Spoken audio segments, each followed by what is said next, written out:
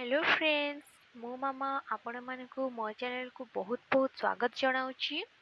आज मु आपण मानक सहित आमी छुआ मानक पई किपरि ओट्स उपमा प्रस्तुत करिबा ताहार रेसिपीटी देखैबाकू जाउछि।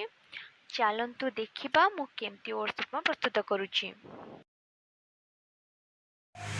देखंतु फास्ट कड़े गरम करले तापर एठे मु 10 रु 12 पीस नेछि, गाजर गोटे नेछि, ओट्स नेछि। देन घी दबा, घी रे जीरा दबा, घी गरम हो आसला परे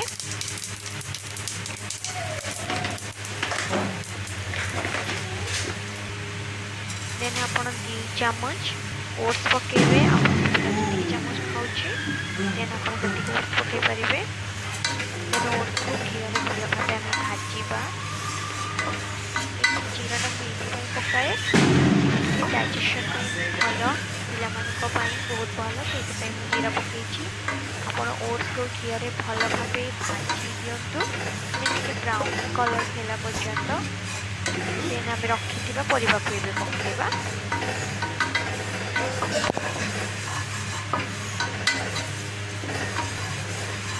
आपण जदि भी अधिका पीस भी नहीं पारे। एठे आम परिबा जहाँ कटा होता मु पकई देछि। एठे जदि आपनको पिला परिमाण अनुसार एति खाउछि देन आपण 3 चम्मच ओट्स नहीं पारे। टिके अधिक पीस भी नहीं पारे। गोटे पिला 10टा पीस यथेष्ट दिन करे। देन आपण गोटे गाजर भी यथेष्ट। देन सब भेजिटेबल्स को भाजीदेला पानी देदेवे। आपण पिला जब बहलिया खाइब सुखा उपमा देन आप कम पानी दिंतु। देन जदि अधिका टे पतला टाइप खाइब पानिया टाइप अधिका पानी दिंतु। लुण हलदी चामच पकईदेवे देन भल मिक्स करके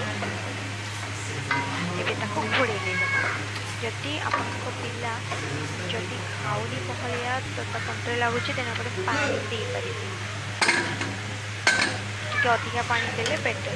प्रस्तुत हो जाइए आमर ओट्स मैंने खोलला पर देखो ये 3 ରୁ 4टा सीटी आसला सीटीगला।